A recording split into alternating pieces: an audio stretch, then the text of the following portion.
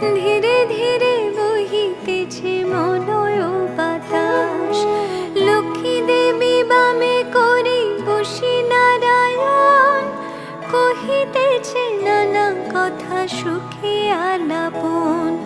হেন কালে বিনা নিয়ে আসি মুনিবর, নারায়ণের সাক্ষাতে কহিল বিস্তর। তারপরে কর জোরে করিয়া প্রণতি, কহিল নারদ মুনি নারায়ণী প্রতি। কহ মাতায় কেমন তোমার বিচার, চঞ্চলা চপলা প্রায় ফিরে দ্বারে দ্বার।